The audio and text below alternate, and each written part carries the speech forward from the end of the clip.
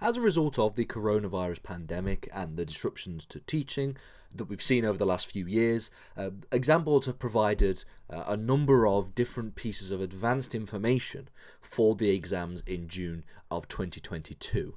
Now, it is the aim of us here to be able to provide some extra lessons, more detailed lessons, focusing specifically on the topics that are covered in these documents here that are related to advanced information.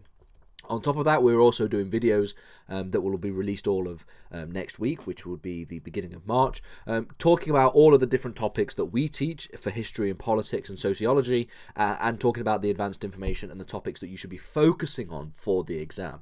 Now, it is important to note that while these are advanced information pieces that are giving us some detail as to where the exams are going to be focusing in terms of the questions being asked, it is not to say that you shouldn't be revising everything else. You should be aiming to revise for as much as possible, because obviously these exams allow for you to be able to use different pieces of knowledge from different areas of the specification to write essays and be able to link things together in quite nice ways. So it's important that you try and revise everything, but you should be also focusing on these pieces of information here. Okay, if you're going to be asked a question, it's going to be questions that are probably more likely going to be about the things that are on this advanced information. So here we're going to do it for the Stuart's topic for AQA A-level history, the Stuart, Britain and the crisis of the monarchy.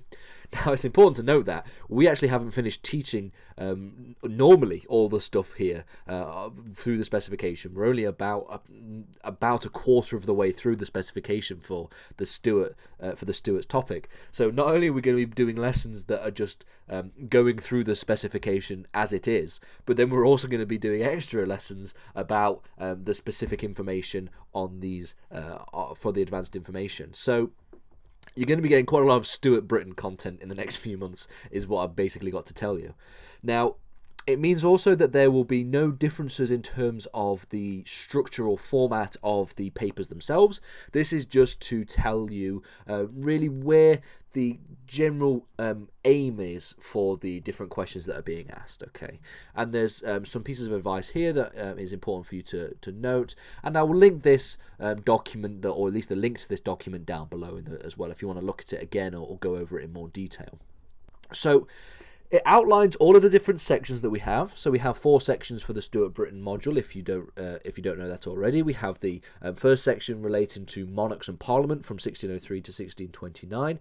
This is focusing on the reigns of James I and Charles I, and ultimately, you've only got to think about 2 main things when it comes to this area of the specification, or at least focusing on these 2 main things. You shouldn't be discounting everything. So we're going to be focusing on James I's characters and views on monarchy, the court of James I, the character of Charles I, his views on monarchy, and the court of Charles I as well. And then you also have to be focusing also on religious and religion and all the divisions that existed between Catholics, the Church of England, Puritanism, and Arminianism. So focus specific attention on religion and also the characters and courts of the 2 monarchs in this period. The second period, the second section, is the section on revolution. Now, you should notice here that there's a far more points here. There's more attention to the English Revolution period here. So focusing on things specifically relating to religious division. And again, religious division is something that's going to be very important. Talking about things like Arminianism, Puritanism, the emergence of millenarianism, if I can speak. We also have things like the political divisions, the period of personal rule. This is where we're up to in terms of our teaching so far. The relationship between England, Scotland and Ireland, as well as the developments and the series of events that led to the outbreak of the Civil War. So you've got to talk about the leadership of Pym, the long and short parliaments, and then also the emergence of the emergence of political and religious radicalism in the 1640s. Okay, and then we have to then also talk about the divisions following the conflict, following the Civil War, the army and parliaments, and their failure to secure a post-war settlement. Section 3 is talking about the republic that existed and the restoration of the monarchy as well, or in at least a limited sense. And so you have to talk about the aims and the role and the character of Cromwell, things, and talk about a number of different people within that group. So protectorates, the major generals, and their relation to the political nation. You also then have to talk about the restoration of the monarchy under Charles II, as well as the emergence of the of court and country parties, the impact of that, and the religious conflicts that still existed during this period as well. So pay a little bit of focused attention on these on these issues as well. And then finally we have the establishment of constitutional monarchy, the last of the chapters. Just as many points to focus on here. So the political developments as well, the failures, and also the role of James II in this, in the attempts to restore absolutism.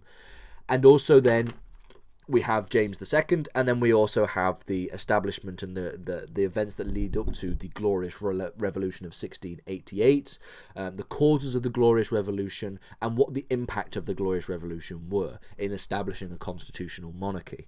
And then we have the couple of bits to finish off with, the political nation, the emergence of the Whigs and the Tories in terms of the political system, as well as the government under William and Mary.